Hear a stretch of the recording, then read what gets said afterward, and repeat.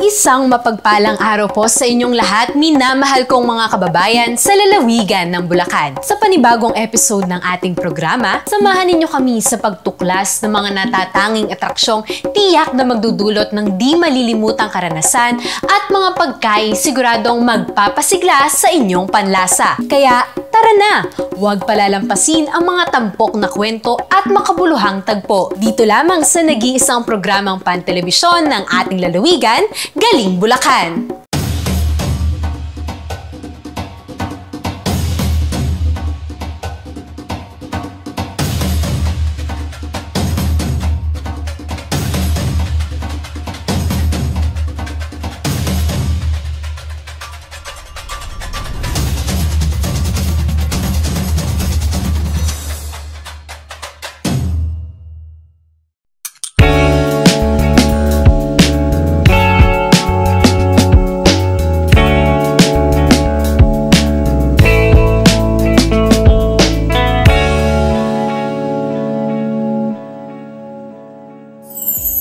Mga minamahal kong Bulakenyos, kung kayo po ay naghahanap ba ng isang lugar para mas ma-enhance ang inyong mga natural beauty at magkaroon ng extra glow, eh tamang-tama po ang tampok sa istorya natin ngayon. Sa lungsod po ng Malolos, doon matatagpuan ang Beauty and Brows by Ayi na talagang subok na sa serbisyo. Isang one-stop shop na perfect sa inyong ganda. Gandang Bulakenyo, gandang beauty and brows by Ayi. Dito lamang po sa Galing Bulacan. Kung ikaw yung tipo na mahilig mag-enhance ng natural na beauty mo at gusto mo pa ng extra glow, Beauty and Brows by Ayi ang go-to spot mo. Tara na at subukan ang top-tier na serbisyo na perfect para sa'yo. I started home servicing. 1 year to 2 years after nun, nag-put up na ako ng sarili kong physical shop located at Bukawi. After a year, nag-branch out kami ng Malolos branch.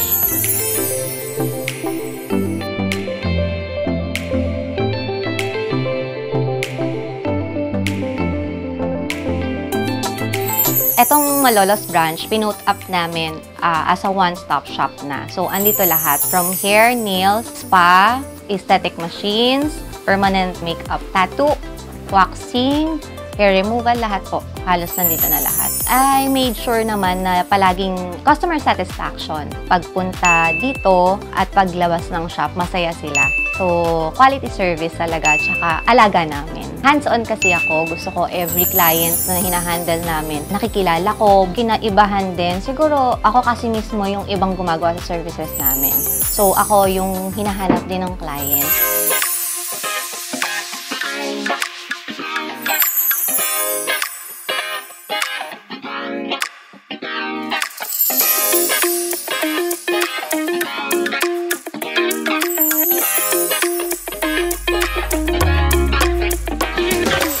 Invite ko po kayong lahat na bumisita at matry yung mga services na ino-offer namin. Located ito sa DJ Paradise Hotel Malolos and yung isang branch po namin sa Bukawi branch, sa Turo, malapit po sa toll gate. Meron kaming FB page, Beauty and Brows by Ayi, in yung Bukawi branch, and then Beauty and Brows by Ayi, Malolos branch. You can book an appointment at 0927-555-5735. Halina't i-level up ang beauty game mo sa Beauty and Brows by Ayi. Gandang Bulakenyo, gandang Beauty and Brows by Ayi. Dreaming of an unlimited feast without breaking the bank? Say no more! Pang high-end resto ang vibes, pero pasok sa budget. Sulit sa sarap, busog sa bawat bite, at walang guilt sa wallet. Dito mismo sa lungsod ng Malolos, malapit sa Kapitolyo, matatagpuan ang isa sa ipinagmamalaking restaurant ng ating lalawigan, ang Mesa Alta Resto and Events Venue. Taglay nito ang isang eleganteng ambience na maihahalin tulad sa mga kilalang fine dining restaurants at naghahain ng exceptional Filipino at international cuisine. Kung nais ninyong maranasan ang dekalidad na pagkain at serbisyo, bumisita na sa Mesa Alta Resto and Events Venue. Dito lang yan sa Galing Bulacan.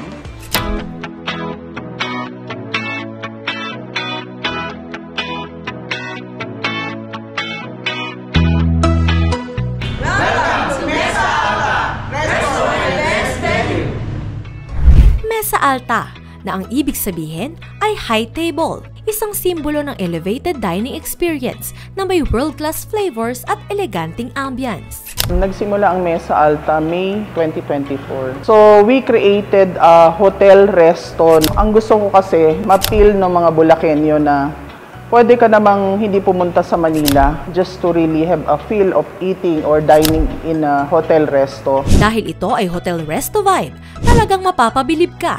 Experience high-end hotel sa ganda at linis ng kanilang comfort room. Isa ito sa mga ipinagmamalaking features ng Mesa Alta na magpapataas palalo ng inyong dining experience. Sa Mesa Alta, parehong Filipino at international cuisine ang naghihintay sa'yo. What we did, parang fusion of flavor. Nag-hire ako ng 3 chef. Pang-apat yung sister ko as siya yung pinaka-head chef. 2 doon international chef, yung isa local. Ready na ba kayong isatisfy ang inyong cravings? Narito na ang putaheng siguradong hahanap-hanapin nyo para sa kanilang mainstay. Nandiyan ang ipinagmamalaki nilang honey bourbon baby back ribs, peri-peri chicken, minute steak, pinagsamang crispiness at softness lechon kawali, sweet and sour kingfish. Nandiyan din ang flavorful na taco rice. Mayroon din silang Alfredo pasta at Mickey sotanghon gisado. Hindi rin magpapahuli sa sarap ang kanilang crispy and flavorful lumpiang toge, okoy at crablets. Meron ding cute size asado siopaw. Ipinagmamalaki rin nila ang kanilang sushi platter na perfect ipares sa kanilang salad bar, kung saan matitikman mo ang refreshing apple cucumber salad, creamy macaroni salad, at fresh fruit salad. Pagdating sa dessert, sagot ka ng Mesa Alta. Mayroon silang maha blanca, ginataang mais, minatamis na saging, at iba pang classic Pinoy treats. Dagdagan mo pa ng chocolate fountain, coffee jelly, mango tapioca, mung bean roll, at banana roll. It's our daughter's 2nd birthday. This restaurant actually was recommended by my colleague sa work. Sabi niya dito daw sa mesa, masarap ang food.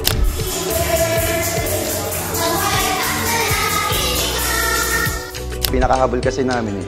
Masarap. Tapos marami kang pagpipilian. Kasi kumuha ka ng isang katutok na pagkain dyan, talagang the best eh. Diba?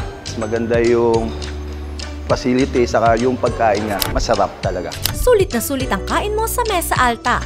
Mula Monday to Thursday, 11 a.m. to 2 p.m. May lunch buffet special promo sila sa halagang 399 pesos lang.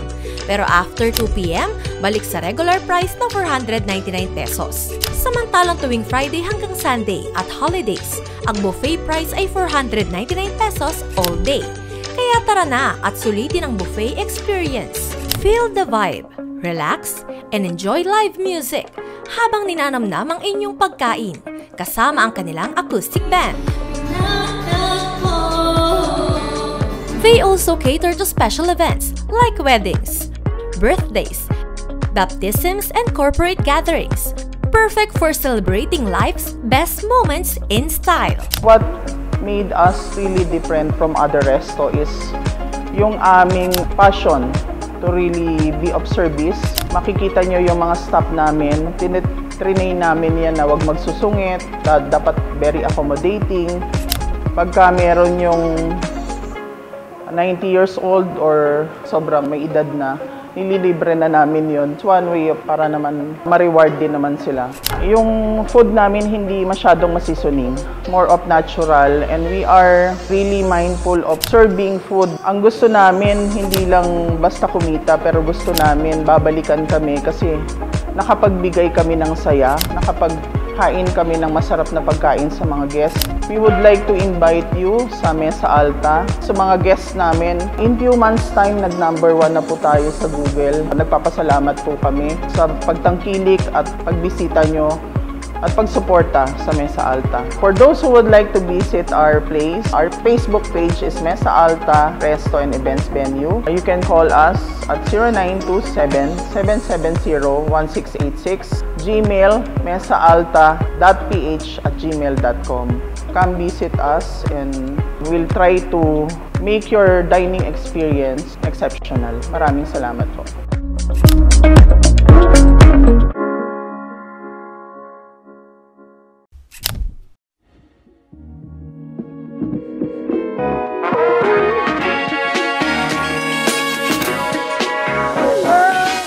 Gusto nyo bang maka-experience ng mountain life pero hindi kayo mahilig sa trekking o mountain climbing?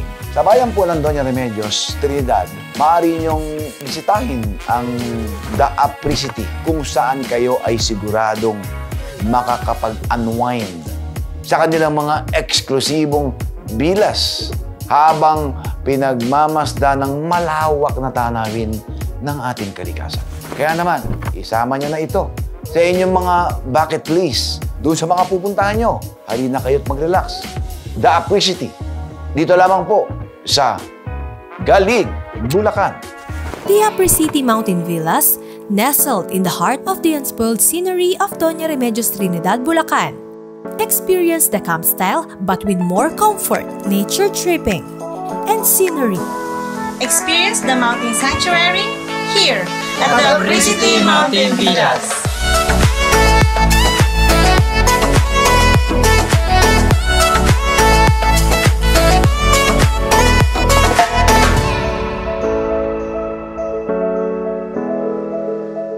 What we offer is yung serenity, yung calmness, nature. I want them to experience yung wind.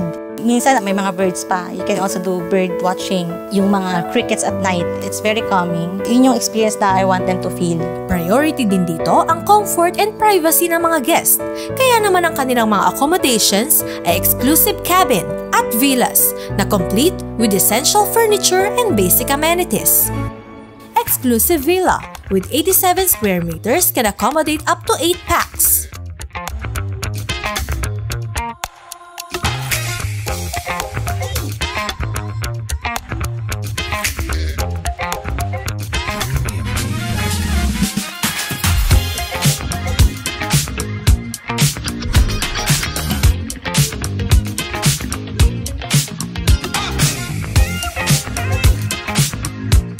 Exclusive cabin with balcony can accommodate up to 4 packs.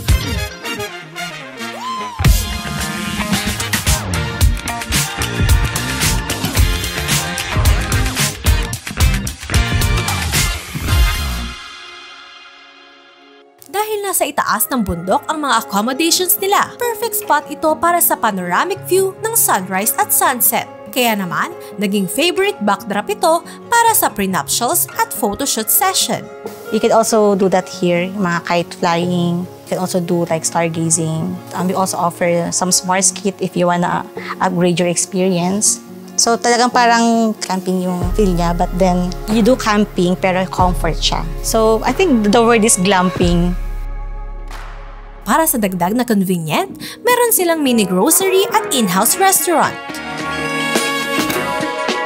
It's our first time po na magstay dito. It's been really great experience. Yung staff service, very excellent po. Food, +1 yung food kasi napakasarap, very generous in serving.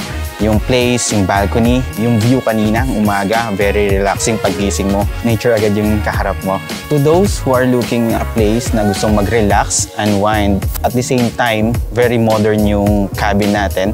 Parang you go outside the city pero yung bahay mo parang nandyan lang but then you are still connected with the nature. We invite you to stay here, spend some time here at Apricity. We're inviting you here at the Apricity Mountain Villas. You can find us on Facebook, just search the Apricity Villas. We're also on Instagram and TikTok, just also search username at the Apricity Villas. And you can also contact us through this number, 0917-326-3152. And if you want to check our rates, we also have the website www.theapricitymountainvillas. Come and visit the Apricity Mountain Villas and let the mountains be your escape.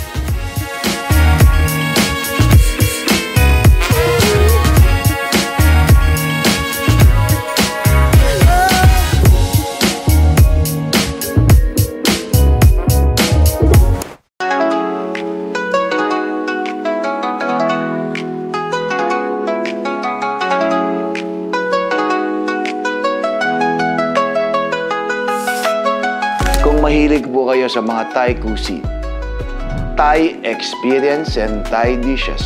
Para ka naling lumipad sa bansang Thailand pagkatapos mong bisitahin ang Thai Chun Cafe and the Grass Resort and Events Place na matatagpuan po sa bayan ng San Rafael, dito po sa lalawigan ng Bulacan. Mararamdaman nyo agad ang sophisticated Thai ambience sa kanilang Buddha-inspired designs. At matitikpan nyo rin ang authentic Thai dishes sa kanilang ipinagmamalaking Thai Chun Cafe. Kaya po tara na! Kulayan na natin ang inyong mga drawing. Dito lang po yan, ha? Sa Galing, Bulacan. Craving for an authentic Thai experience without breaking the bank? Tara na sa Grass Resorts and Events Place and Thai Chun Cafe. Experience Thailand in Bulacan.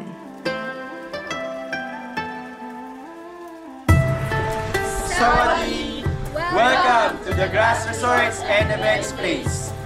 Ang The Grass Resorts and Events Place is isang Thai-inspired resort na matatagpuan dito sa San Rafael, Bulacan. So dito sa The Grass Resort, gusto namin talaga maipakita na yung pagiging Thailand of the North. So yun yung gusto namin pangatawanan. Hanggat maaari, dine-develop namin yung resort na maipakita yung Thailand. Pagpasok pa lang, mapapansin mo ang maluwag na parking area. Walang hassle, perfect para sa mga guest. At syempre, the moment you step in, mararamdaman mo ang sophisticated Thai ambience mula sa Buddha-inspired designs hanggang sa bawat villa na may sariling Thai touch. Have fun in the sun with the pergola. Sa 3-bedroom villa na ito, siguradong kompleto ang barkada experience dahil may sarili kayong private pool and the rooms can accommodate up to 10 to 15 persons. Relax, unwind, at mag-enjoy sa chill ambience. Perfect para sa late-night kwentuhan, poolside bonding, at walang sawang tawanan. Kaya naman sure na this will take the gala out of the GC. Wala nang drawing, tuloy na ang getaway. Renew and refresh naman sa kanilang The Gazebo, kung saan pwedeng-pwede for big group of people, gaya ng team buildings at company outings. They have 5 rooms that can accommodate up to 10 to 40 persons. Siguradong connected ang iyong team with each other dahil nandito rin ang kanilang pinakamalaking swimming pool. Dahil dito, sa The Gazebo, the more, the merrier talaga. Sync with the rhythm of nature at the reception. Feel truly connected with nature as you unwind in their pool. If you're looking for the perfect spot to nurture your family, this is the place to be. Sa dami ng kanilang rooms to stay, mapapawaw ka na lang talaga sa kung gaano kalawak ang villa na ito. Mula sa kanilang VIP room na may napakagandang naturific view sa labas. They also have 2-story bedrooms that can accommodate up to 10 to 50 persons. Talagang sulit na sulit ang stay. It will take your breath away. Flow with nature serenity with Don Lucas. Dahil sa perfect blend ng comfort at modern elegance, siguradong mararamdaman mo ang ultimate relaxation. Mula sa refreshing pool at cozy ambience, hanggang sa eleganting interiors. Bawat sulok ay dinisenyo para sa iyong peaceful escape. This 3-bedroom villa can accommodate 10 to 25 persons. Tara na and feel the Don Lucas experience! Bukod sa kanilang villas, may basketball court at billiards sa Temple of Don para sa extra fun. Pwede rin dito mag-host ng events, perfect for celebrations and gatherings.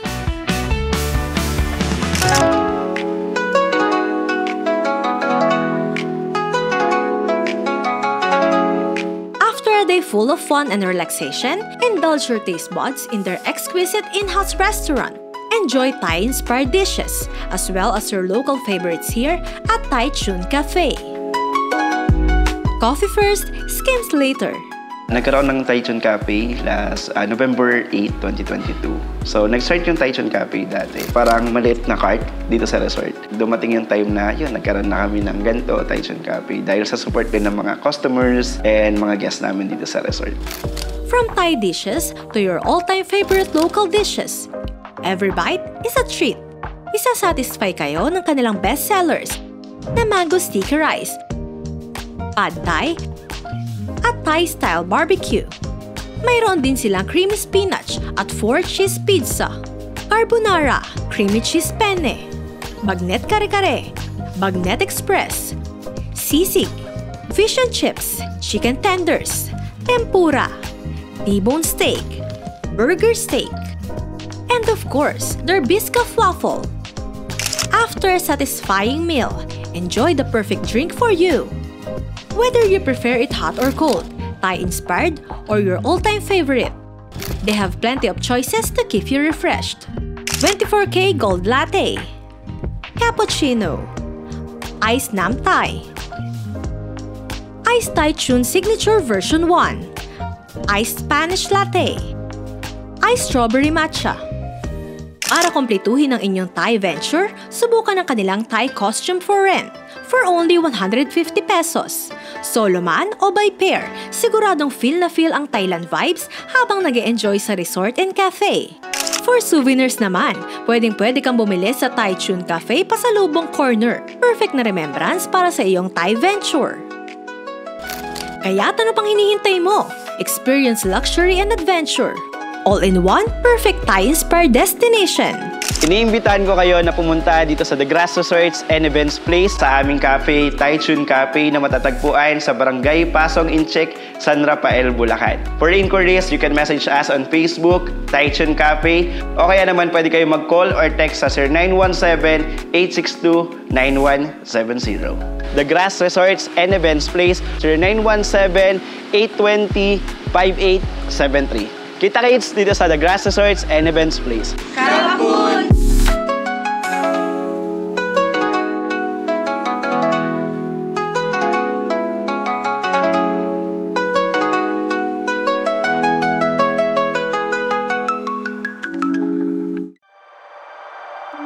Sa bawat dampi ng brush at galaw ng kamay, hindi lang sining ang nabubuo, kundi pananampalataya. GEMS Religious Arts, sining ng pananampalataya. Alam niyo po kasi mga Bulakenyo, tayong talagang mga Bulakenyo ay kilala bilang mga relihiyoso. Kaya't hindi na rin po mawawala sa ating lalawigan ang mga pagawaan ng mga puon na dinadayo po ng mga deboto mula po sa iba't ibang lugar. Dito po sa bayan ng Kalumpit, matatagpuan ang GEMS Religious Arts na hindi lamang sining ang nabubuo, kundi pananampalataya. Mga Bulakenyo, halina't tuklasin po natin ang mundo ng sining at ng debosyon. Dito lang po yan sa Galing, Bulacan.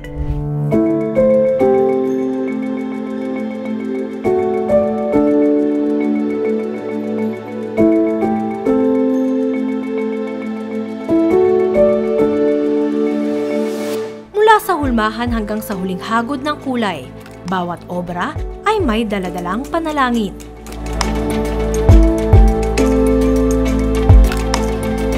Sa bayan ng Kalumpit, Bulacan, matatagpuan ang GEMS Religious Arts. Isang pagawaan ng mga puon na dinarayo hindi lamang ng mga taga rito, kundi pati na rin ng mga deboto mula sa iba't ibang panig ng bansa.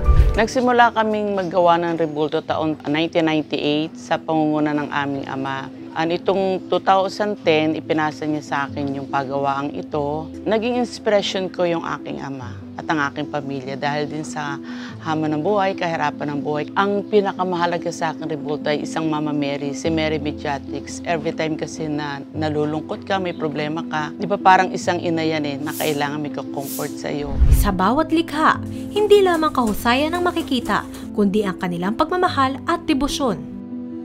Bago mabuo ang isang obrang ito, ay dumaraan muna ito sa isang maingat at masusing proseso.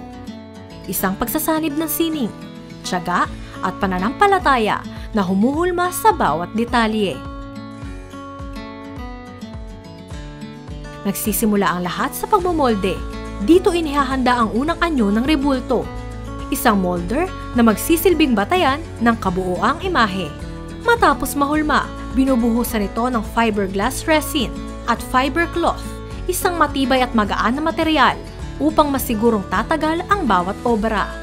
Kapag tuyo na, marahan itong pinapakinis gamit ang liha.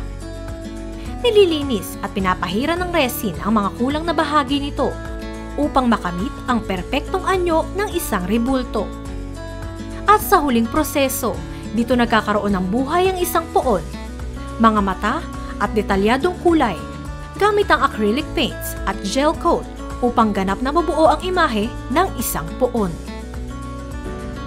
Sa isang araw, basehan din kasi namin kung ilan ang kayang i-production ng mga tauhan. Yun ang aming natatapos. Mayroon akong isang display house o tindahan dito sa Santa Rita, Giginto. Siya ay malapit sa dambana ng parokya ng Santa Rita de Casia sa Giginto, Bulacan. Pero nagsusupply kami sa iba't ibang lugar. Meron din kami sa Cebu, Bacolod, Cagayan de Oro, sa Batangas, Tayuman, sa St. Paul. May mga customer din kaming maramihan kung mag-order. Inaanyayahan ko po kayo na pasyalan o bisitahin ang aming pagawaan dito sa Barangay Bugyon, Kalumpit, Bulacan na Gems Religious Art. Gayon din po sa Santa Rita, malapit po sa parokya ng Simbahan ng Santa Rita de Casia sa Giginto, Bulacan. Ang aming pong page ay Gems Religious Art, Santa Rita Religious Store. Ang aming contact number ay 0917-1246194.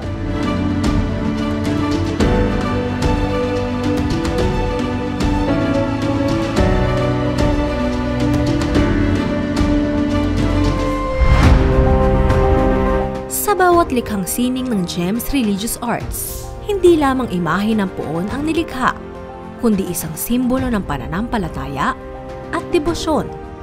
Ang bawat detalye ay nagpapaalala ng presensya ng Diyos at ang kanyang gabay sa ating buhay.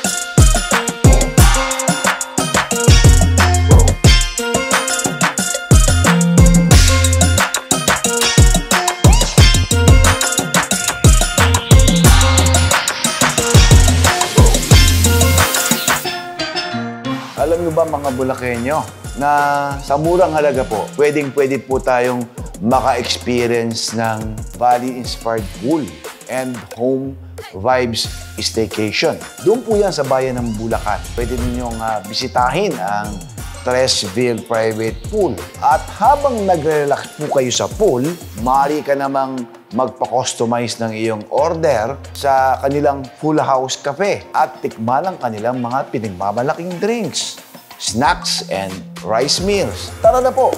At ating dayuhin ang Tresville Private Pool and Full House Cafe. Dito lamang po sa Galing, Bulacan. If you're looking for the ultimate chill spot to vibe, snap IG-worthy pics, and just escape the stress, Tresville Private Pool is the place to be. Located in Purok 3, Bangbang, Bulacan, Bulacan. This hidden gem is the place to relax, recharge, and unwind. Pool? Check. Private place? Check. Aesthetic spot for your snobs? Big check. Whether it's a barkada getaway or a fam bonding moment, Tresville Private Pool got you covered. Sa murang halaga ay may experience mo na ang kanilang Bali-inspired pool at home vibes staycation. With their modern amenities at Instagram-worthy spots na siguradong masusulit ang inyong bawat sandali. Tresville po actually, it opens its doors po last year. It's my mom's dream po talaga na pinipilit niya yung father ko na magkaroon ng pool sa bahay. Kasi our family bonding po, ever since bata kami, mag-swimming. Ito po kasing lugar na Tresville actually, for the longest time, pinauupahan po to. Marami pong business na umupa dito. Lumang bahay po kasi to. So ayun, na nagkaroon ng pool. Unti-unti, nalaman namin na pwede pala. Knowing na trending ngayon sa mga social media, or trending sa industry ngayon yung mga staycation. Plus, legit feels like home vibes with their fully air-conditioned villa. Aside from the villa, meron din po tayo cafe. Yung pong mga menu po natin sa cafe is pwede po silang dalhin dito or dito po pwedeng i-consume ng mga guests na. Staycation ain't complete without good food. Try their signature drinks and rice meals. Legit ang sarap sa Tatak Tresville. This was built last December of 2022. Full House Cafe po na name was given by our father. Siya talaga po yung nagpangalan nito. Fun fact po nun, yung Full House Cafe po parang madaming tao, ganyan. And gladly po, ngayon pong mga past few years po, talaga naman pong dinudumog tayo ng mga tao.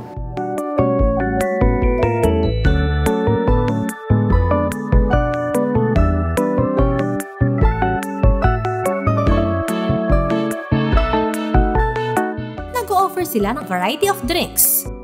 Meron silang coffee, non-coffee-based drinks, milk teas at ice-blended drinks. Hindi lang masasarap na inumin ng bida dito. Tikman ang kanilang mouth-watering foods katulad ng waffle, carbonara, creamy pesto, clubhouse sandwich, cheeseburger, nachos overload, mojos at rice meals tulad ng teriyaki chicken, FH burger steak, pork hamonado, special embutido at ang kanilang bestseller na FH crispy kare-kare. Isa rin sa mapapagmalaki natin, no, bukod sa mga bestsellers natin sa rice meals, is itong mga freshly baked goods natin na bake siya daily.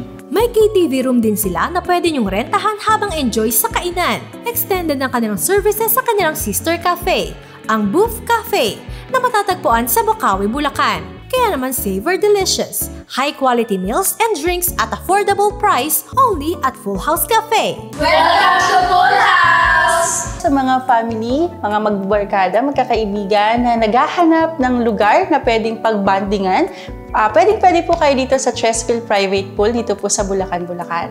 You may book and reserve po sa aming Facebook page, Tresville Private Pool, and you may contact us at 0942-472-0806. Hi guys, I'm inviting you all to come and visit Full House Cafe here located in Purok 3, Bambang, Bulacan, Bulacan. You can also message us through Facebook page sa lahat po ng inyong mga queries. Para sa mga special events and occasions po, available po ang Full House Cafe Express Mobile Coffee Bar. Pwede po kayo mag-inquire and book sa aming FB page.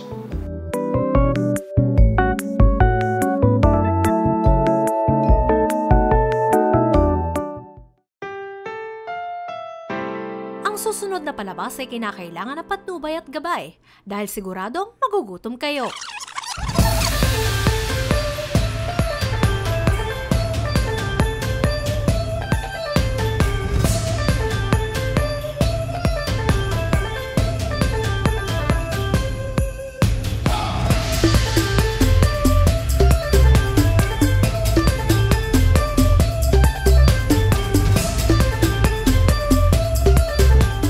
Bulakenyo, hinahanap-hanap mo ba ang panlasa ng mga Chinese cuisine? Pero kayo ay nagtitipid. Huwag kayong mag-alala dahil sa lungsod ng Baliwag, matitikman nyo ang authentic, mouth-watering at abot-kayang Filipino-Chinese cuisine na siguradong inyong babalik-balikan. Swak na swak po ito sa mga mahilig mag-food trip at gusto ng mga homemade at sulit na kainan. Kaya naman po, mga Bulakenyo, tara na! Kumain na po tayo doon sa JM's Food House at dito lamang po yan sa Galing, Bulacan. Ni hao! Parang perfect ang panahon para mag-food trip sa China. Pero dahil malayo at tipid mode tayo, huwag mag-alala dahil para ka na rin nakarating ng China dito sa JM's Food House. Swak sa panlasa at budget-friendly rin talaga. Dito, matitikman mo ang authentic, mouth-watering, at abot-kayang Filipino-Chinese cuisine na siguradong mapapaulit ka. Perfect ito para sa mga foodies na gusto ng homey at sulit na kainan. Right here in Baliwag, Bulacan. Kaya ano pang hinihintay mo? Tara, kain tayo! Ang JM's Food House po ay isang small restaurant na nagsaserve ng mga Filipino-Chinese-inspired na mga pagkain sa affordable na price. Dito po, nag-i-start po ang pagkain po natin sa 85 pesos, 95 pesos, 100 pesos hanggang sa 200 pesos po. Sa murang halaga, matitikman mo na ang kanilang mga specialty. Unang-una sa menu, ang kanilang pata bulalo. At isama na natin ang nilagang buto-buto. Mainit, malinamnam at perfect sa tag-ulan. Tikman ang sabaw na punong-puno ng lasa at malambot na karne na talagang melts in your mouth. At ang kanilang ipinagmamalaking adobo ribs na tender, juicy at saktong alat-asim-tamis. Isang kakaibang atake sa classic adobo na siguradong mapapa-extra rice ka pa. Para sa mga mahilig sa dim sum, para sa inyo ang chicken feet dim sum style na dahan-dahang niluto sa masarap na sarsa na siguradong tatatak sa panlasa. mayroon din silang inihahain na paluto specials. Yang Chow Fried Rice, kung saan hindi mo na kailangan ng ulam, loaded sa itlog, gulay at pork bits na siguradong satisfying. At ang sulit na pansit, kung saan siksik sa sahog at sigurado kang fresh. Ang flavorful, tamang-tama ang timpla para sa kahit anong okasyon. Matitikman din ang kanilang sweet and sour pork na rich, glossy at perfectly balanced sweet and sour sauce na hindi mo matatanggihan. Kasama sa menu ang kanilang homemade siomai na may natatanging quality, malasa at malaman.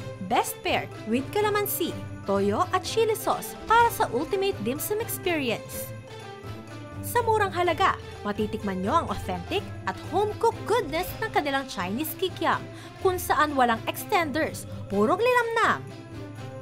Beef broccoli na stir-fried to perfection, malambot na beef at fresh na broccoli, sinamahan ng savory sauce na tiyak na hahanap-hanapin. Hindi papahuli ang chop suey na punong-puno ng sustansya, makulay at fresh na gulay, niluto sa tamang init para mapanatili ang kanilang natural na tamis at lutong. Buttered chicken, crispy, buttery goodness na siguradong magpapasaya sa chicken lovers. Natakam na ba ang lahat dahil sa mga inihain ng JM's Food House? Kung saan wala talagang sayang, lahat diretso sa tiyan. Ang naging inspiration ko po, yung Chinese po kasi yung mga lolo ko sa mother side.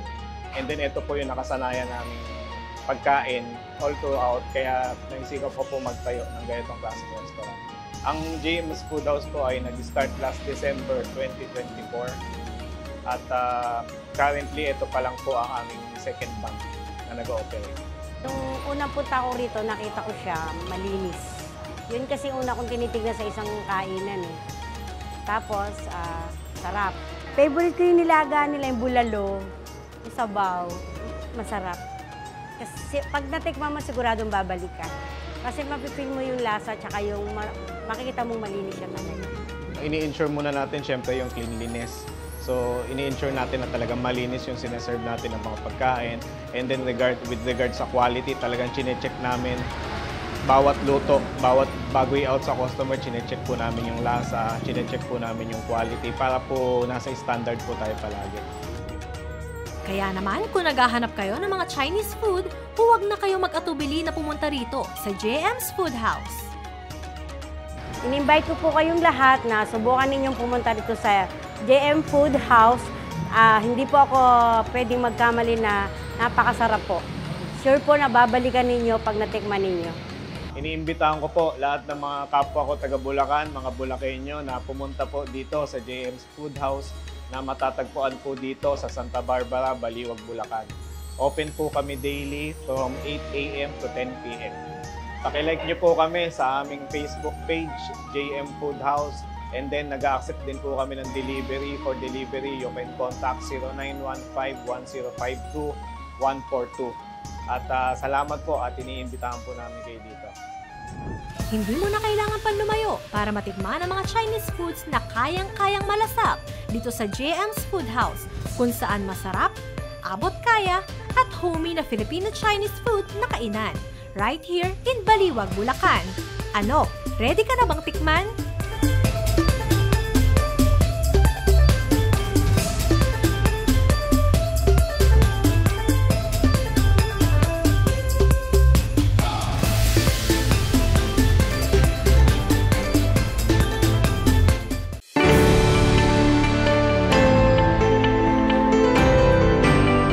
Inialay namin ito bilang gabay tungo sa mas matalinong pagpapasya, lalo na sa pagdating sa pamamahala ng mga tulong pinansyal na ipinagkaloob sa inyo ng ating mahal na lalawigan. Sa ating mga scholars, naway maging inspirasyon ito para sa inyo na maabot ang inyong mga pangarap. Ang edukasyon at wastong kaalaman sa paghawak ng inyong mga yaman ay susi ng inyong tagumpay. Isang taos-pusong pasasalamat sa ating provincial government at sa inyong lahat na narito ngayon. Ang Land Bank ay mananatili inyong kaagapay at katuwang sa paghubog ng mas magandang kinabukasan para sa ating bayan. Mabuhay ang ating mga scholars, mabuhay ang ating lalawigan, at maraming salamat po.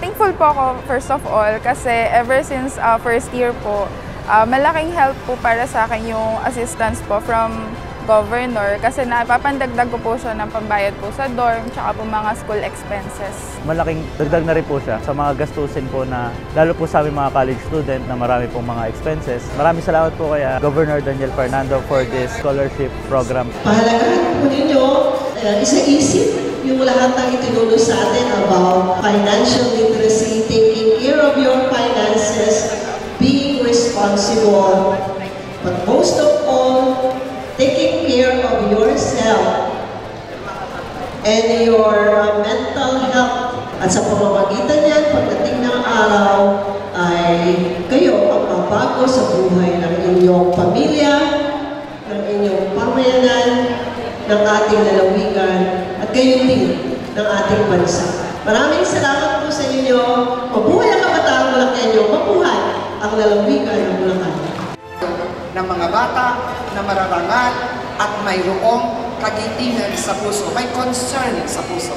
Kapag nangyari po ito, hindi na tayo manunood at mamimigtas lang sa ating mga leader sa gobyerno. Bakit? Kasi may ginawa tayo sa nasasakupan natin.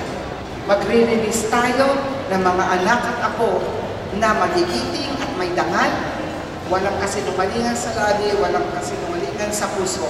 At itong mga ito ay may malasakit sa ating lipunan. Malakas talaga ang babaeng Pilipina. Malakas mag-isip, malakas magdesisyon. Hindi po kami mabagal magdesisyon. At pag nagdesisyon na kami, tuloy-tuloy, hindi kami umaatras gaano man ang sakripisyong kailangan, gaano mang paghihirap ang kailangan daanan. Mga kababaihan ay tulad po ng ginto. Pinanday ng pagsubok, pinakikintab ng karanasan, at pinahalagahan dahil sa kanilang di matatawarang halaga. Tulad ng ginto, na hindi kumukupa sa kabila ng mga panahon, ang mga kababaihan ay patuloy na nagniningning, nagtataglay ng katatagan at kagandahan. Hindi kayang matunaw ng anumang balakid sa buhay, tulad ng gintong dumaan sa matinding init upang maging dalisay. Patuloy natin pong palakasin ang mga kababaihan sa pamamagitan ng mga inisyatibong nagbibigay ng oportunidad sa ating mga kababaihan mula sa edukasyon, pangkabuhayan, kalusugan at iba pang larangan na magpapalakas sa kanilang papel sa lipunan. Sa araw na ito, bibigyan po natin ng mataas na pagkilala ang ating mga kababaihan. Sa inyong pangunguna sa pagsulong ng women empowerment and gender equality sa lalawigan lalawigan. Nagpunga po ang ating pagtulungan dahil noong April 2024, kinalala po ng Philippine Commission on Women ang Provincial Government of Bulacan bilang Gender and Development Local Learning Hub for 2024 to 2027.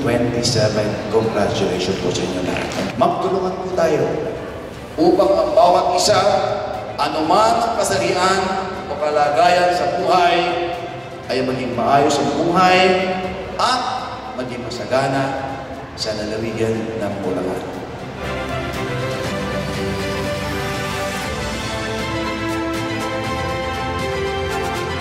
Siyempre, masayang-masaya ako sa karangalan na natanggap ko. Nagpapasalamat din ako sa lahat ng mga bumubuo ng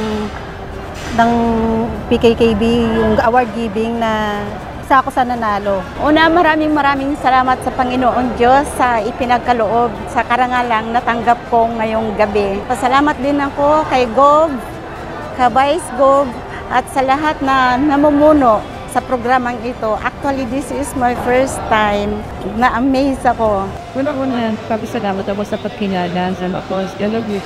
Paraan ko alam at sa-celebrate sa po. Ito ay isang inspirasyon tapos pagdating ito sa parang. Ang masasabi ko po sa aking natanggap na parangal, isa po ito sa mga malaking achievement na natanggap ko po sa aking buhay. At gusto ko po na magsilbi itong motibasyon, hindi lamang sa aking sarili, ngunit pati na rin sa lahat ng kababaihang kabataang katulad. Una-una po, po ang Rotary Club, Latin Pista, ito ang tuwa sa karangalan na aming natanggap. Actually po, ang karangalan na po isang sa mga babae. At ito po ay isang katuparan na talagang ang mga babae ay karapat dapat. Isang napakalaking karangalan ang mapili at mapabilang sa hanay ng mga kababaihan, nagsisilbing ilaw, lakas at inspirasyon sa kanilang pamilya, komunidad at sa buong bayan. Sa bawat babae, patuloy na nangangarap kumilos para sa pagbabago, para sa kanyang sarili, sa kanyang pamilya, sa bayan. Alay ko rin ito sa inyo. Patuloy tayong maging tinig ng pag-asa, haligi ng lakas at simbolo ng pagbabago. Ang simpleng account na ito, or ATM account, na eksklusibong iniaalok sa inyo ay hindi lamang para sa kaginhawahan sa pagtanggap ng inyong mga financial assistance mula sa ating provincial government, kundi isang mahalagang hakbang para turuan ang ating mga kabataan at mag-aaral kung paano mag-ipon na maaga at higit sa lahat kung paano gagamitin ang pera ng responsable. Priority po talaga namin ng ating mahal na gobernador ang edukasyon ng mga kabataang Bulakenyo. Ang gusto lang naman namin, hindi naman kayo yung talagang sobrang taas ng grade, wag lang kayo bumagsak. This is your chance na i-prove na kahit mahirap tayo, kahit mahirap lang kami, kaya namin magtagumpay. Naniniwala ako that dream without a goal is just a dream. Mga kabataan, mag-aaral kayo mabuti, magsipag, at maraming magandang mangyayari sa buhay ninyo.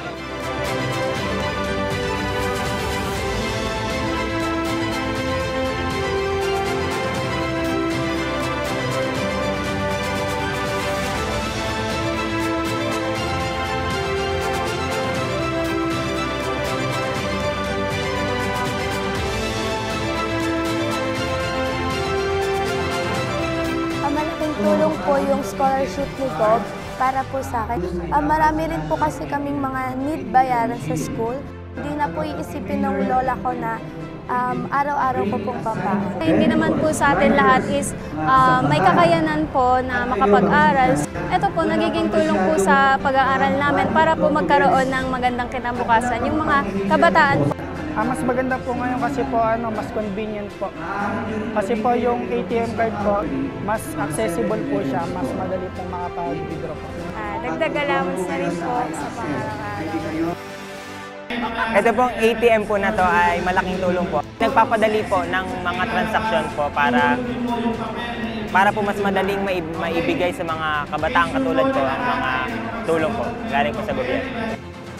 Maraming salamat po kay Governor Daniel R. Fernando at kay Vice Governor Alex Castro. Salamat po. Pagsumikapan po natin na madagdagan ng inyong kaalaman. Kaya kinakailangan ay pagbutihin natin. At alam ko, kayang-kaya niya lahat. At naniniwala po ako, mga kabataang Bulakenyo, ang Bulacan ay matatalino. Nagpapasalamat tayo sa Land Bank because ginawa ng ATM.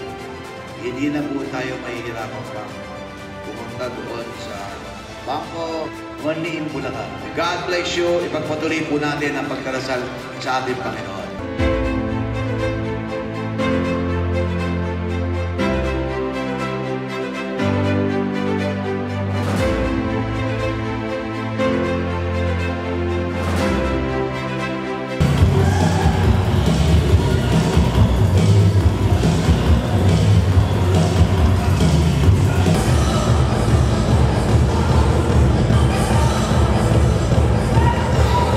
Pinabati ko ang ating pamahalaan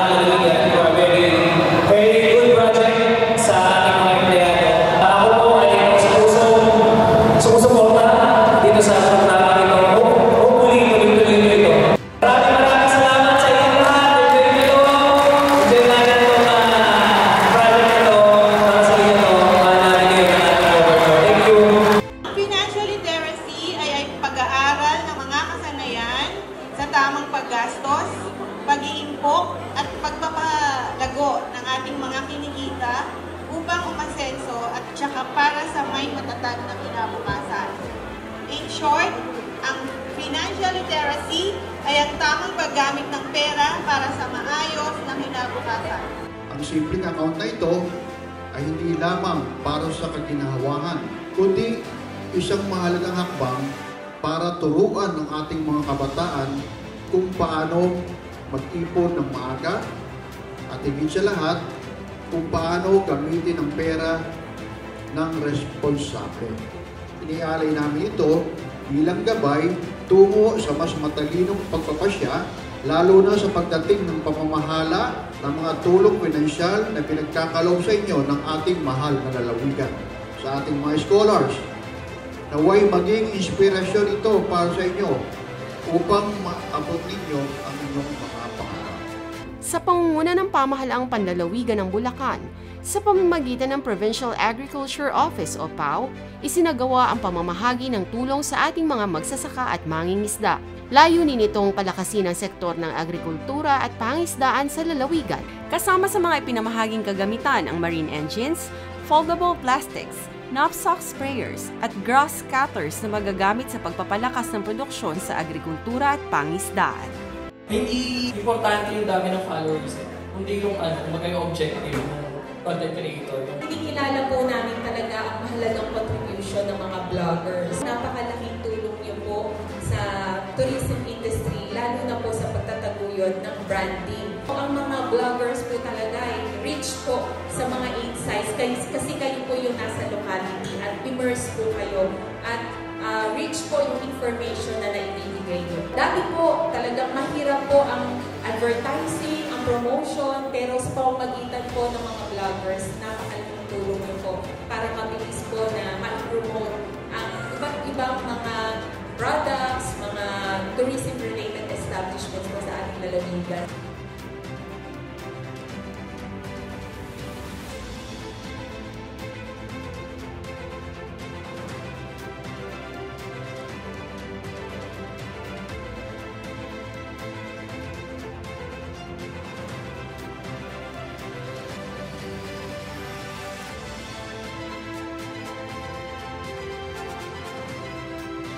Pamahalaang Panlalawigan ay nakasuporta po sa Bulacan Vloggers kung paano rin naman po kayo nagpapakita ng suporta sa amin.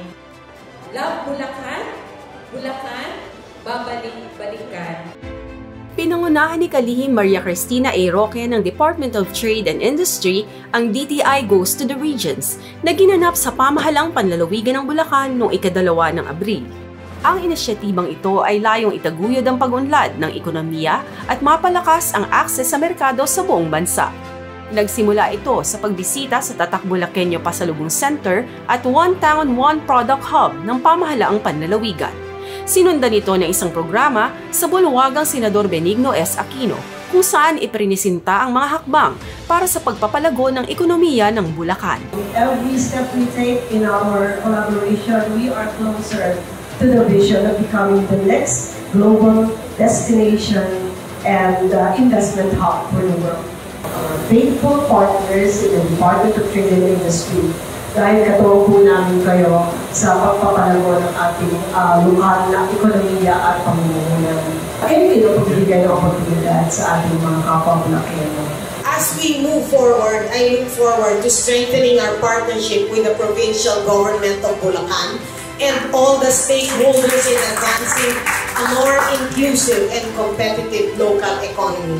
Let us continue to help each other as we go to achieve our growth and success for Bulacan and for the Philippines. Always remember, alone we can do so little, but together we can do so much. Ang pagpili sa Bulacan bilang sentro ng unang caravan ay nagpapatunay na ang lalawigan ay umuusbong na economic powerhouse ng bansa. Kaugnay ng naganap na Bulacan Vloggers General Assembly noong ika-30 ng Marso sa Palazzo Venezia, lungsod ng Malolos, ay ginanap naman noong ika-12 ng Abril ang Biyaheng Bulacan Pulilan Tour, kung saan ay kanilang pinuntahan ang ilang tourist spots at establishmento sa bayan ng Pulilan kabilang ang Pulong Kabyawan Agricultural Farm, Mini Blanc Cafe, Emmy's Authentic Pansit Batil Patung, Polish Nails and Spa, 2214 Cafe, Brew and Bites, Prop City Self-Photo, Pulilan Branch, at Ribs Cafe PH Pulilan. Layunin ng gawain ito na maipromote ang mga tourism-related establishments o TREs hindi lang sa bayan ng Pulilan, maging sa buong lalawigan ng Bulacan.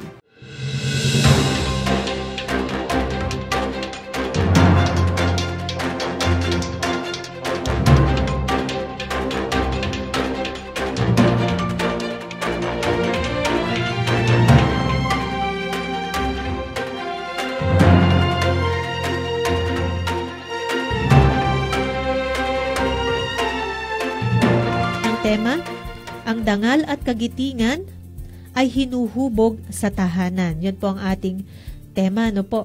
Ulit, ang dangal at kagitingan ay hinuhubog sa tahanan. Alam mo, tayo nagmamasid sa paligid at syempre gusto natin ng isang maunlad at mapayapang lipunan.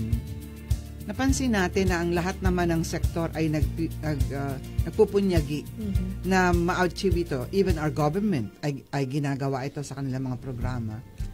Pero napansin natin na kailangan siguro ang mga commissioners ay nag-usap na bumalik tayo sa pinaka-basic na unit para makita natin ang kahustuhan ng gusto nating mangyari sa lipunan. At inisip natin, paano ba makakatulong ang kababaihan tungkol dito?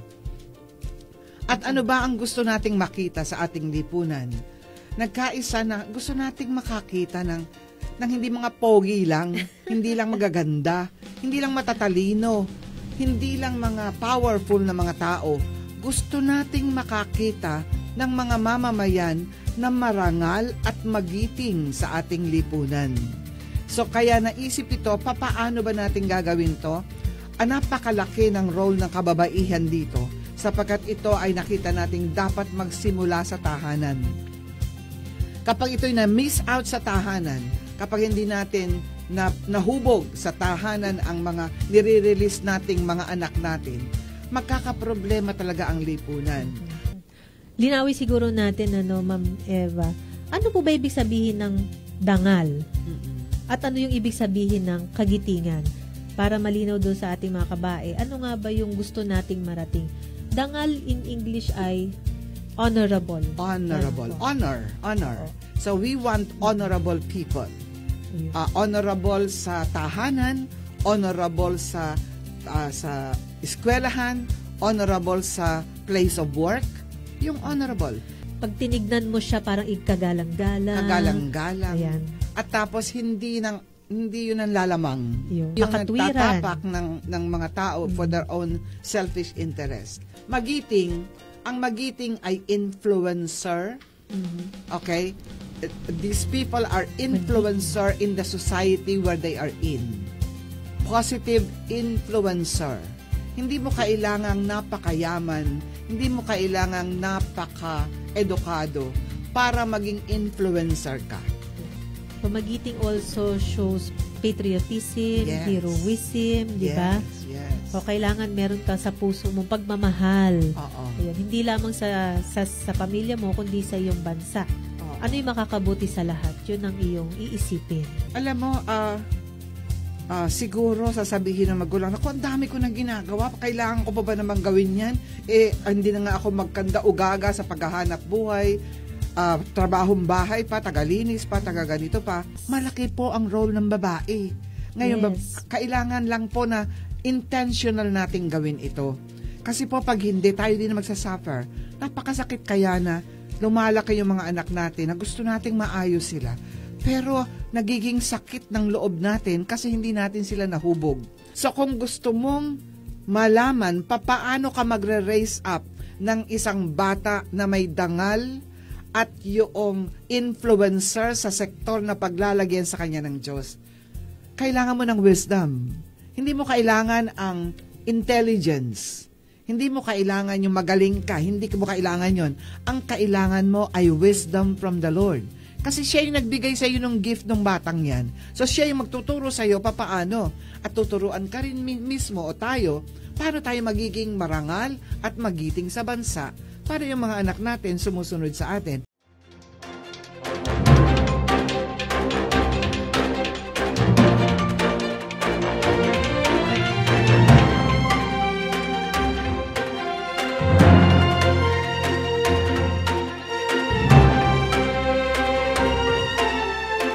morning po sa lahat. I am Dr. Janina Suzette C. Guillermo, medical doctor sa tao po.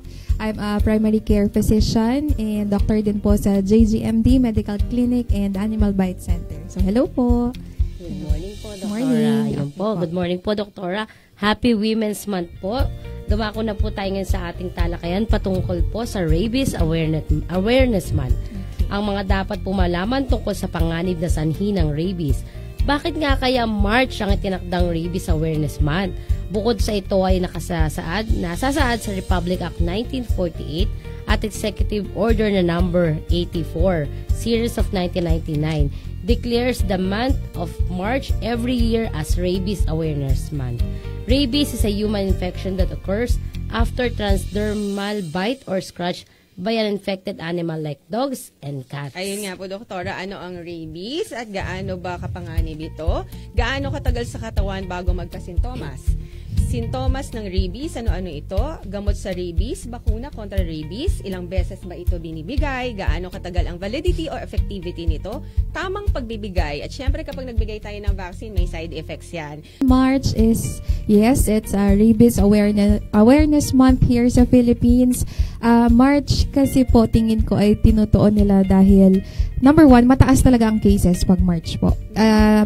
Nagtatali naman tayo yearly kung anong buwan nagsispike ang cases, anong buwan din nagkakaroon ng lapses and nagkakaroon ng cases ng rabies na talaga sa tao. Bukod sa nakagat, meron talagang hindi unfortunately nakakapagpabakuna. Doon din namin nakikita yung spike ng cases sa ibang lugar po na tumataas. Well, in general sa Philippines po, tumataas pag March. Sabi po nila, pag po mainit ay nag-iiba ang temperament ng mga hayop, aso, pusa in general. So, mas marami po yung nakakalmot at this month po.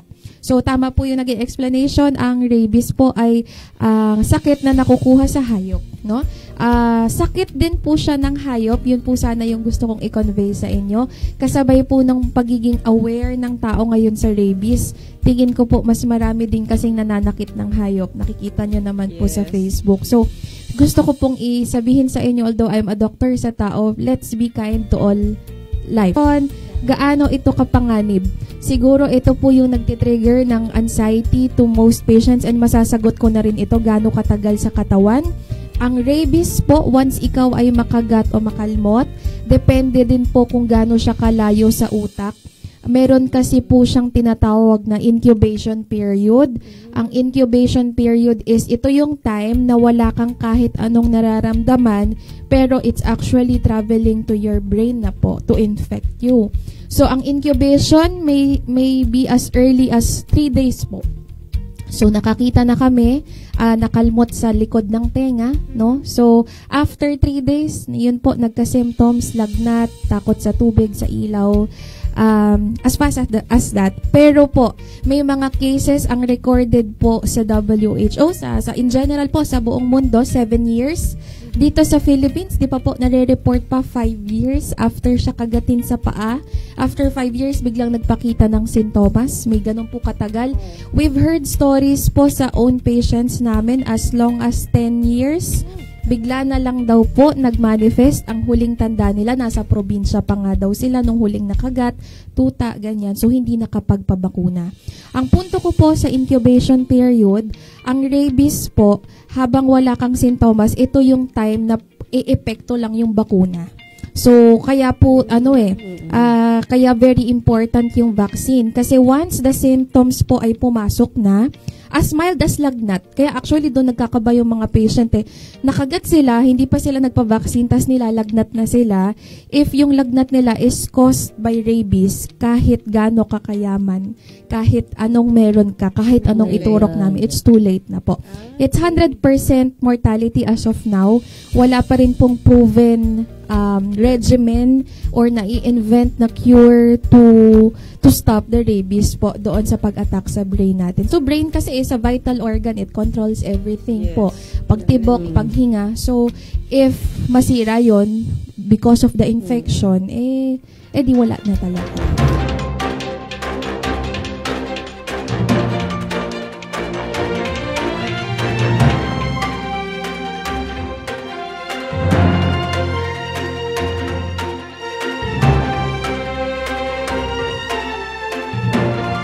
ilarawan po ninyo yung buhay bago maging empleyado po sa ilalim ng programa. Ano po yung mga naging pagbabago sa mga nagdaang taon? Sige po. Thank you, sir. So, good morning po ulit. So, before po, nung kami 4Ps pa at hindi pa ako empleyado po ng programa, nasa private company. So, parang yung sahod po doon, minimum lang, kung magkano lang yung basic pay. So, ngayon po, medyo malaki yung pagbabago kasi syempre pag government, madami na yung benefits. Yes po, sa sahod din. Ibang-iba talaga, kumbaga, sobrang laki ng pagbabago po nung under na ako ng Pantawid Pamilyang Pilipino program. So, share ko lang din po dati, kasi po yung bahay namin dati, isang compound po kasi kami sa loob ng compound namin, tapos 4 na pamilya, tapos kanya-kanya lang pong bahay, tabi-tabi. Yung bahay po namin ng yero lang, ganun, yung dingding, tsaka yung bubong yero lang. Pero ngayon po, after 1 year sa program, napabato ko na po siya, tapos meron na po siyang loft type na. Ganun na po yung bahay namin ngayon. Alam po yun ng mga kasama ko na sinashare ko po yung picture ng bahay namin noon na isang kwarto lang, tapos sa baba lang. Sobrang liit lang po talaga, pero ngayon medyo maluwag na kasi naka-loft type na. Yes. And ngayon po, parang kahit hindi na mag-regular na work yung parents ko, kahit sa bahay lang sila, father ko tricycle driver, tapos mother ko sa bahay lang siya nag-aalaga sa amin. Kaya ko nang buhayin yung buong pamilya ko nang ako lang yung nag-work. Dahil po sa DSWD. Napakagandang pakinggan na dating yero lang. Ibig sabihin pagka summer napakainit. Pag umuulan maingay. Ngayon hindi lang bato, love type pa, 'di ba? So napakagandang example na talaga naitawid ka ng programa. And ngayon na nasa DSWD ka, mas lalo mong natutulungan, hindi lang yung pamilya mo, maski yung mga 4Ps. Kayo, Ma'am Kate, ano naman yung, ganun ulit yung tanong natin, ilarawan po ninyo yung buhay nyo dati, bago kayo maging empleyado sa programa, at ano yung naging pagbabago sa nagdaang taon? Bago po ako maging empleyado po ng programa, pamumuhay lang po namin simple lamang. Natutuganan lang sa trabaho ng mother ko, natutuganan namin yung pang-araw-araw na pangailangan. Pagtapos po ako sa isang mataas sa paaralan po. Sa nagdaang taon, last work ko po kasi galing din po akong government din po. Wala po ako sa LGU Baliwag. Doon po ako nangay sa MS Rodeo po. Bale, sa mga naging work ko po, parang doon ako natuto na parang nahuhubog yung isipan at kakayahan ko na parating at makapaglingkod sa mga tao na nangailangan. Ayun. Yan, so hindi na pala ikaw kumbaga bago sa government service. May na po ako, parang may background na din ako para sa government. Yes. Kasi kaya mas lalo mo natutulungan yung ating mga beneficiary. Sa iyong pagsusuri, ayan, siguro Ma'am Mendy, ikaw, nakatulong ba ang programa sa mga beneficiaryo nito at paano nakakatulong? Yes po. So, based po sa pagsusuri ko, syempre, nung kami pa lang, sobrang laki na pong natulong ng programa sa amin. Hindi lang po siya financially na help, kundi pati dun sa well-being ng parents ko mismo. Kasi, uma-attend sila ng family development session na hindi lang about money talaga yung programa, kundi nakakatulong din po sa ugali at yung sa pang-araw-araw na buhay ng bilang isang magulang. So, syempre, sa mga magulang ko po, nakita ko kung paano sila nabago ng programa na dating medyo sobrang higpit na pagtataasan ng ng kamay. Di ba dati nung panahon po noon talagang mahigpit na hindi ka lang sumunod. Oo, stricto talaga na kailangan mong sumunod, matatakot ka sa kanila, ganun. Pero dahil po sa programa, nung nakasali sila sa programa, mas naging lesson, naintindihan nila kaming mga anak nila na hindi kailangang idaan sa mga ganung bagay, mapasunod nila kami sa kung ano man gusto nila.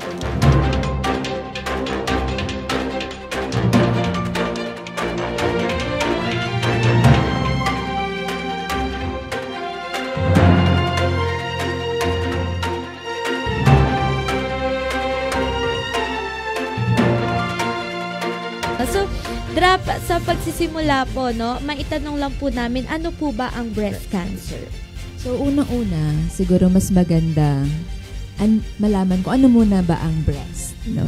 So, ang breast or ang suso ay isang gland o organ na nakikita sa harapan ng ating mga dibdib, no? Ito ay ginagawa or laman nito ay ang mga milk ducts, no? At mga taba, ugat, daluyan ng dugo, tsaka mga kulani din minsan na pupunta sa ating kilikili. So kung titingnan, ang suso ay hindi lang nasa harapan, no? Maabot ito ng hanggang kilikili.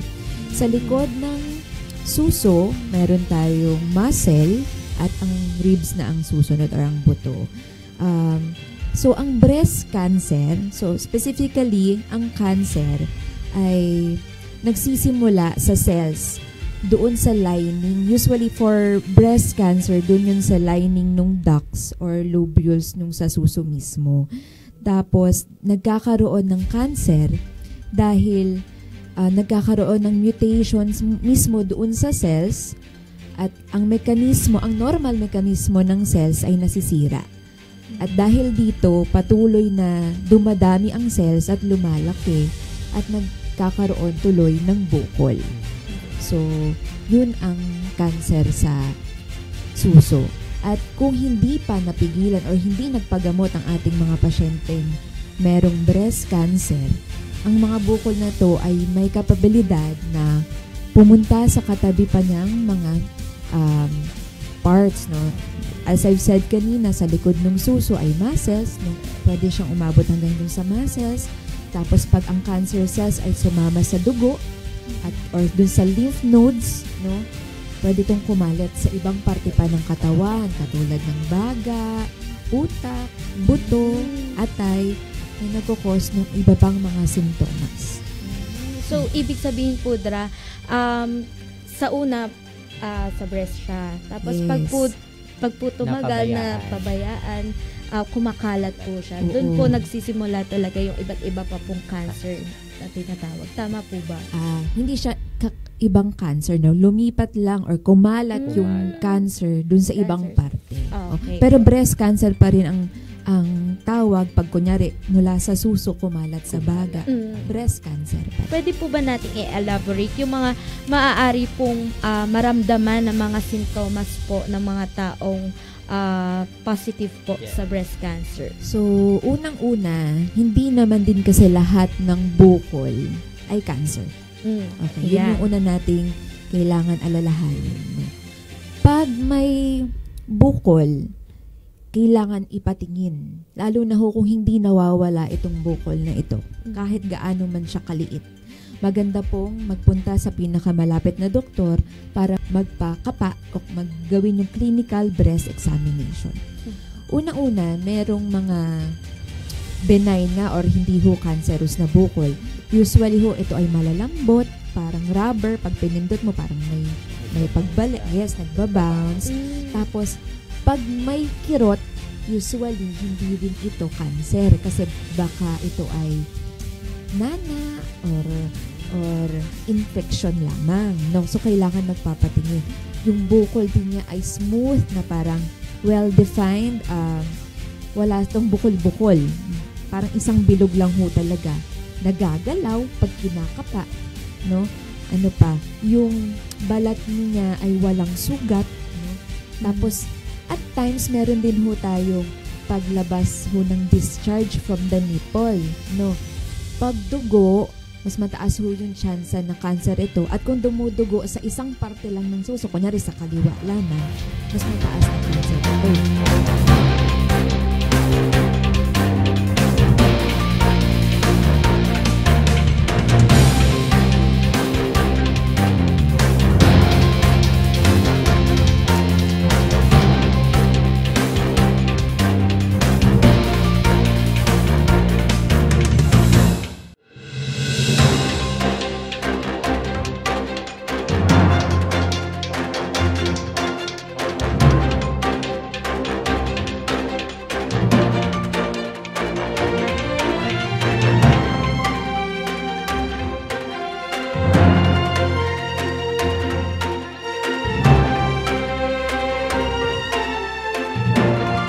alamin natin, ano nga bang reason bakit of all the nominees, siya yung nagwagi dito sa ating Huwarang Kabataang Babae sa Pamumuno. Una, gusto ko munang malaman, bakit naisipan yung sumali sa Gawad Medalyang Ginto? So, nagsimula po to nung junior high school po ako. Nagkaroon po kasi ng, may senior po ako na na-awardan din ng mga gintong kabataan and such po. So, na-assign po ako kasi po, ako po yung journalist nung school paper namin and na-assign po ako na umattend nung event para po ma-cover ko and mag-picture-picture po. And documentation ng awarding. Nung napanood ko po, na-inspire po ako talaga sa kanya nung nakita ko siyang in-awardan sa stage. Kaya po, lahat po talaga, nagsikap po ako para makapasok or maka-join din po dito. Kaya, sobrang thankful ko po sa school ko na nabigyan po ako ng opportunity na makasali.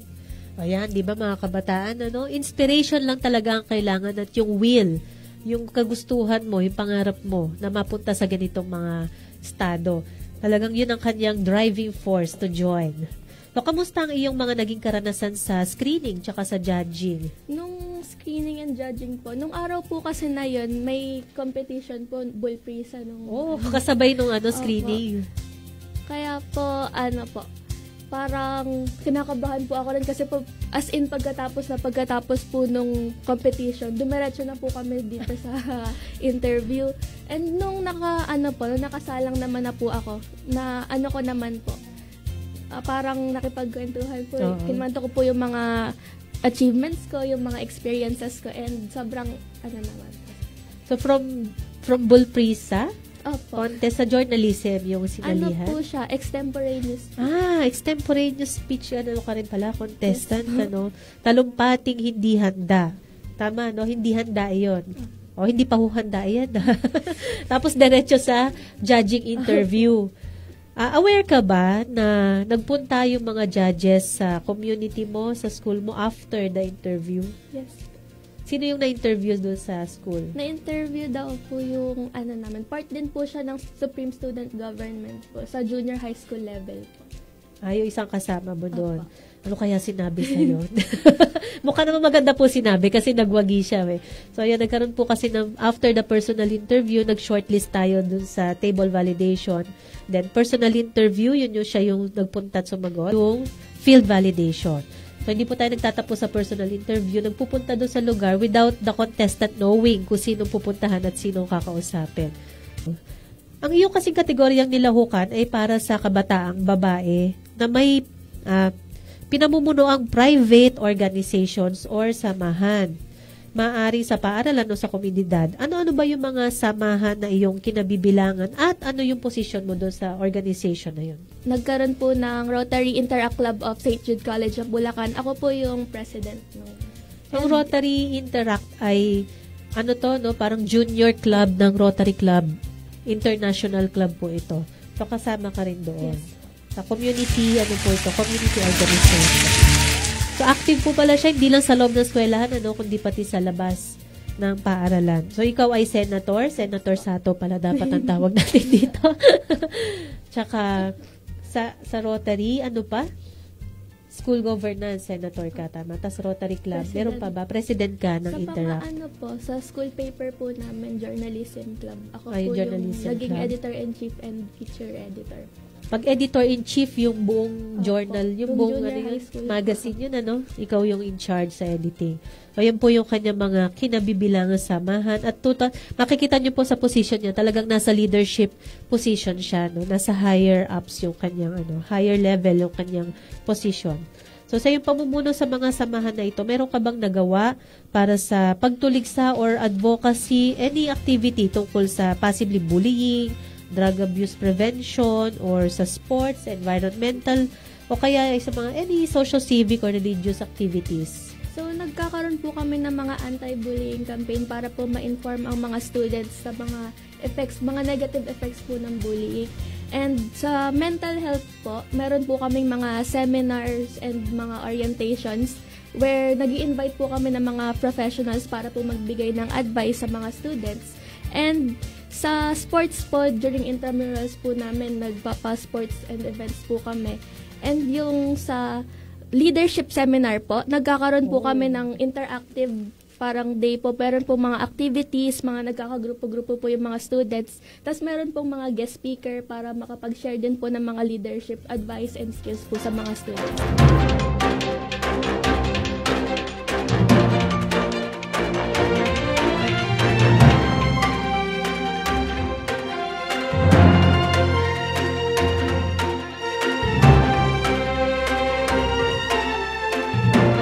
Unang tanong po, Sir Intrigan, ilarawan po ninyo yung buhay nyo po bago po kayong maging empleyado sa ilalim po ng programa. At ano po yung mga naging pagbabago sa mga nagdaang taon?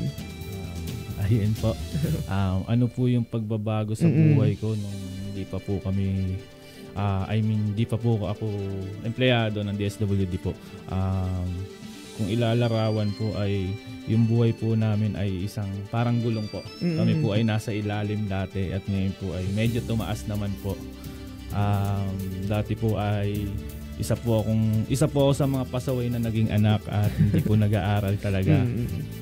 Kumbaga sa ay sakit ng ulo ko dati. And then ayun po, naging beneficiary po ng 4Ps yung nanay ko nung 2012 po, high school pa lang po ako noon. And then meron po kasi kung isang kapatid na naging beneficiary din po na sinundan ko, ayun po ay napagtapos po siya ng agriculture. Then board passer po siya ngayon. Tapos isa na din po siya sa mga department head sa City Municipal Link po sa Baliwag po. At yun po yung isa sa mga tumulong din sa amin magkakapatid para makapagtapos sa pag-aaral. And then po yung grant po na nakukuha ni nanay dati nung nag-aaral po kami noon. Ang ginawa po ng nanay ko noon ay ginawa niyang pangpuhunan. Pangpuhunan, pang ihaw-ihaw, nagtitinda po siya. At yun po, doon po kami kumukuha ng panggastos sa pang-araw-araw.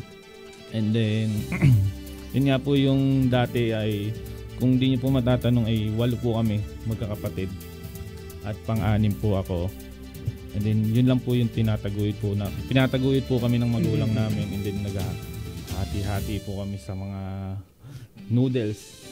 Para lang makakain. Para lang makakain. Madami ang sabaw ng noodles para lang magkasa sa amin.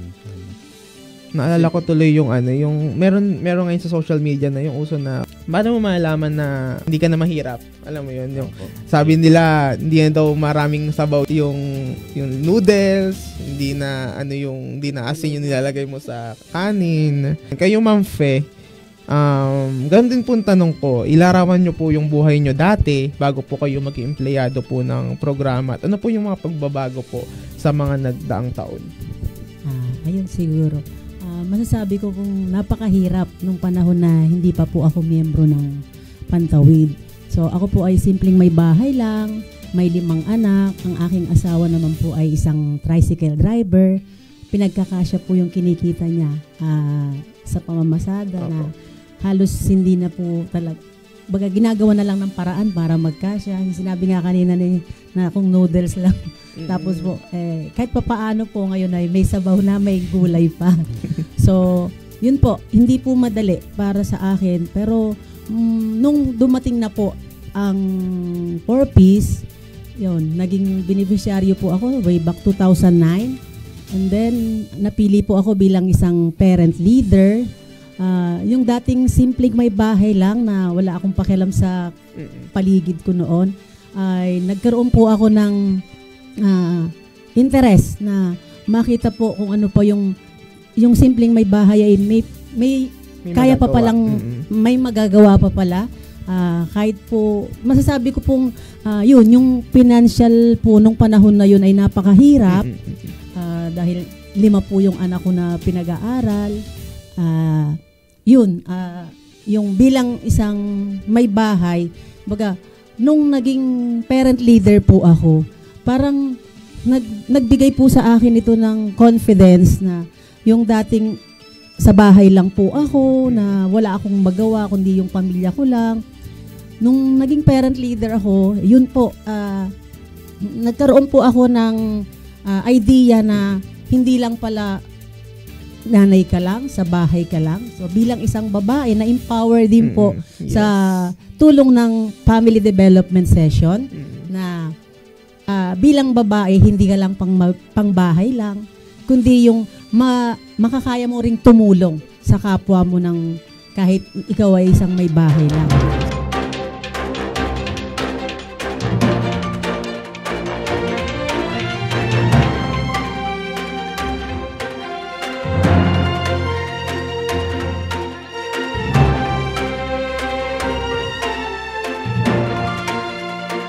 Familiar ba ang ganitong eksena? Siyempre, ang ating topic ngayon ay isang issue na madalas nating nasasaksihan sa mga lansangan, ang tinatawag na road rage. Sa lumalalang traffic at kakulangan sa disiplina sa pagmamaneho, dumarami ang mga insidenteng may kinalaman sa road rage sa Pilipinas. Ito ay hindi lamang banta sa kaligtasan ng mga driver at pedestrian, kundi isa ring seryosong issue sa aspeto ng batas at kaayusan sa lipunan. Sa pagtatalakay ng paksang ito, mahalagang maunawaan ang mga epekto at legal na pananagutan ng road rage upang makabuo ng solusyon tungo sa mas ligtas na kalsada para sa lahat. Ano nga ba ang road rage? Familiar to sa lahat, lalo na recently ang daming mga kumakalat na video sa social media, di ba? So ang road rage, ito yung tumutukoy sa agresibo o marahas na pag-uugali ng isang motorista laban sa ibang motorista o pedestrian o sino mang nasa daan. Karaniwan itong naguugat sa galit o inis dahil sa traffic, 'di ba? O paglabag sa batas trapiko o iba pang hindi pagkakaunawaan sa kalsada, 'di ba? Minsan ikaw ba, partner, naranasan mo na bang mainis sa kalsada? Yes, partner, lalo na pagka rush hour, partner, 'di ba? Ang daming sasakyan sa daan. Tama, 'di ba? Kumbaga lahat tayo nakaka-experience ng ganung pakiramdam. Pero yun nga lang, minsan kasi hindi nako-control ng ibang tao. Kaya nagre-resulta siya sa road rage. So sa kasalukuyan, wala talagang tiyak o espesyal na batas, 'di ba, sa Pilipinas na tahasang naglalarawan o nagpaparusa sa mismong road rage bilang isang hiwalay na krimen. Ang road rage ay maaaring ituring bilang isang krimen sa ilalim ng iba't ibang umiiral na batas. So depende sa kung ano yung nangyari doon sa insidente ng road rage, 'di ba? So partner, ano nga ba yung mga legal na epekto ng road rage sa mga motorista at pedestrian? Yun, partner, tatalakayin natin ngayon yan. Ang mga legal na epekto ng road rage sa mga motorista at pedestrian ay maaaring magdulot ng mga seryosong consequences. Depende yan, syempre, partner, sa sitwasyon at kalubaan ng insidente. Meron tayo dito na una, paglabag sa mga traffic laws. Ang RA 4136 o ang Land Transportation and Traffic Code ay isang batas na nagbibigay ng mga panuntunan sa pagmamaneho, pagpaparehistro ng sasakyan at regulasyon sa trapiko sa buong bansa. Layunin ng batas na magtakda ng mga alituntunin sa kalsada para sa mga motorista at pedestrian. Layunin din ito na panatilihin ang kaligtasan at kaayusan sa kalsada. Ayun nga. So, minsan, nagiging resulta ng road rage dahil nga galit na galit ka na, di ba? Or nakipag-away ka na.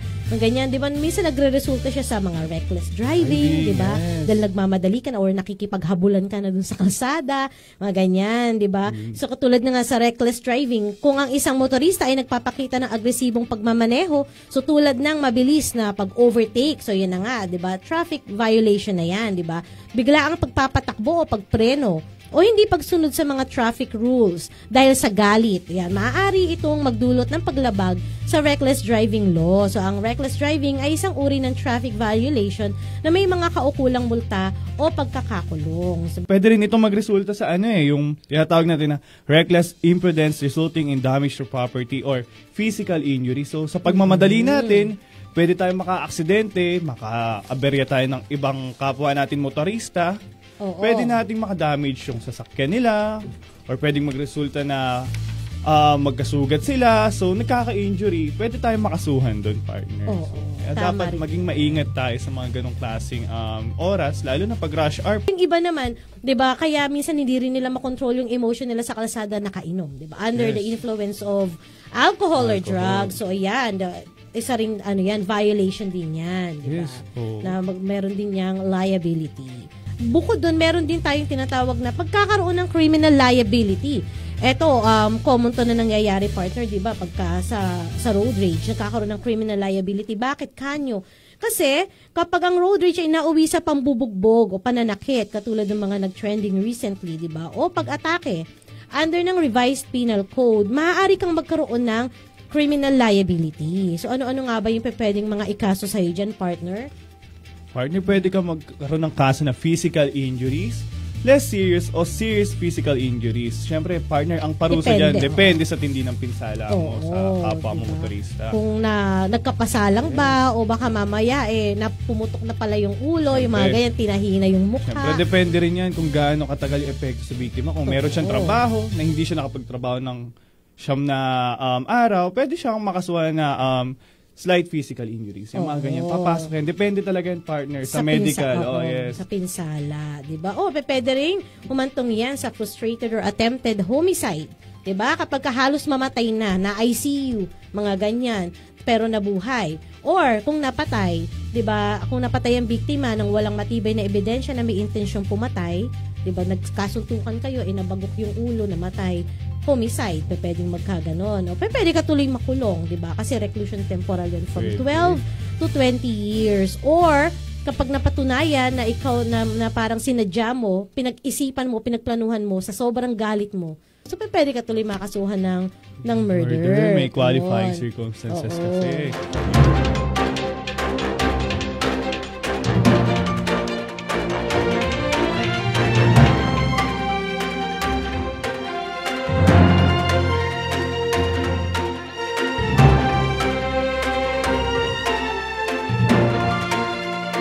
Ito nga pong ito ay ating pag-uusapan naman ng iba't ibang klase ng mga bakuna na mga ibinibigay simula pagkapanganak, no?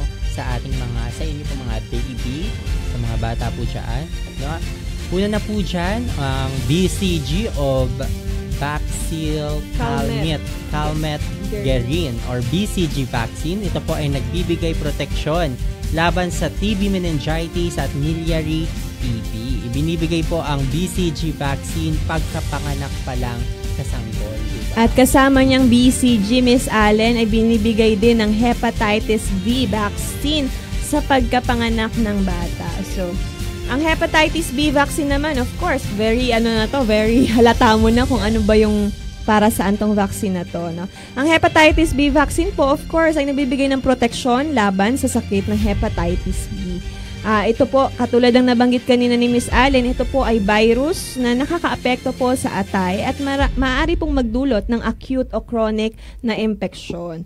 So, yung chronic po kasi na hepatitis B ay pwede pong magdulot ng cirrhosis, liver failure o liver cancer. At fun fact, no, trivia lamang po, sa katunayan po, ito pong hepatitis B virus po ang kauna-unahang pong anti-cancer vaccine dahil po sa kakayanan nitong maiwasan po ang pangunahing sanhi ng liver cancer sa buong mundo. Andito rin syempre yung pentavalent vaccine. Ito ay nagbibigay proteksyon sa sakit na diphtheria, tetanus, pertussis, hepatitis at pulmonya o pneumonia. Katulad nga na nabanggit ko kanina, no, Miss Joey, yung mga ganong mga sakit.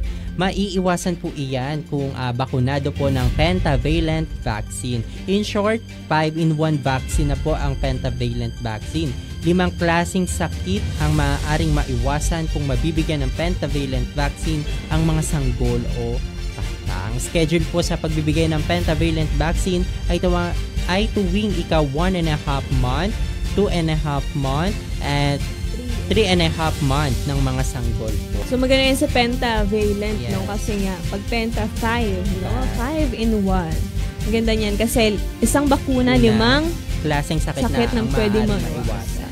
So, next po nating bakuna, yung tinatawag nating OPV o yung oral polio vaccine. Naalala mo, Miss Allen, nung bata tayo, meron sa ating may pinapatak. Akala ko candy. Tapos na-prank ako. But ang pait. Girl, hanggang lalamunan. Kasi ang cute. Imagine, ang cute kaya ng parang pink na red na something. No? Na-scam tayo ng mga bata. Pagkalapat sa dila mo. Girl, ang pait. Ang pait niya.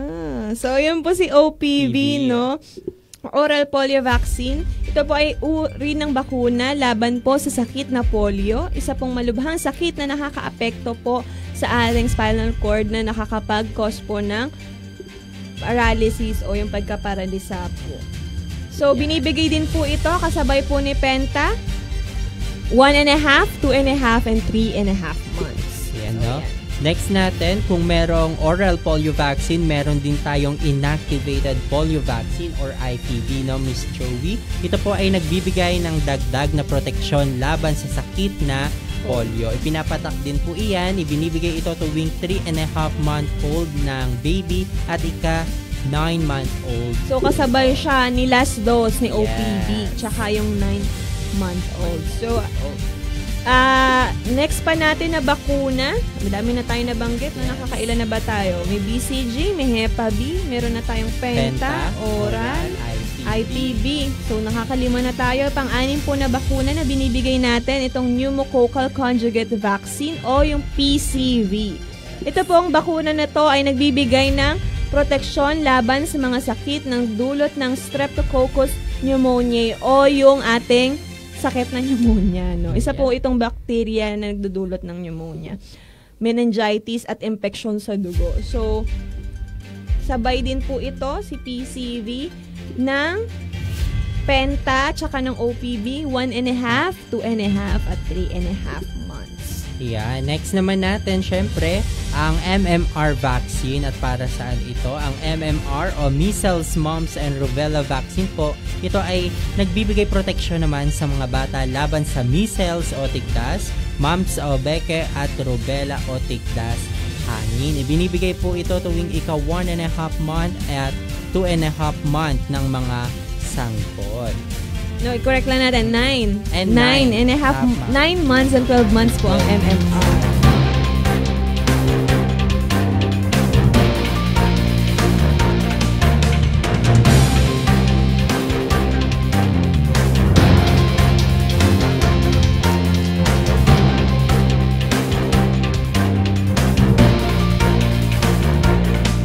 Isa na namang makulay at makabuluhang episode ang ating pinagsaluhan, mga mahal naming Bulakenyo. Naway na-inspire kayo sa mga kwento at tagpong tampok sa ating episode. Mga kwentong tunay na sumasalamin sa ganda at galing ng ating lalawigan. Patuloy po nating mahalin, ipagmalaki at suportahan ang sariling atin. Sama-sama nating itaguyod ang kultura, talento at kagandahan ng Bulacan. Dito na po nagtatapos ang ating programa. Sana'y patuloy ninyong suportahan at subaybayan ang Galing Bulacan. Kung may nais kayong ibahaging kwento o feedback, i-follow lang kami sa aming social media accounts. Ako po si Maria Farasit Celso, ang inyong Reyna ng Singkaban 2024. Huwag maging dayuhan sa iyong sariling bayan. Tuklasin ang ganda at galing ng ating lalawigan.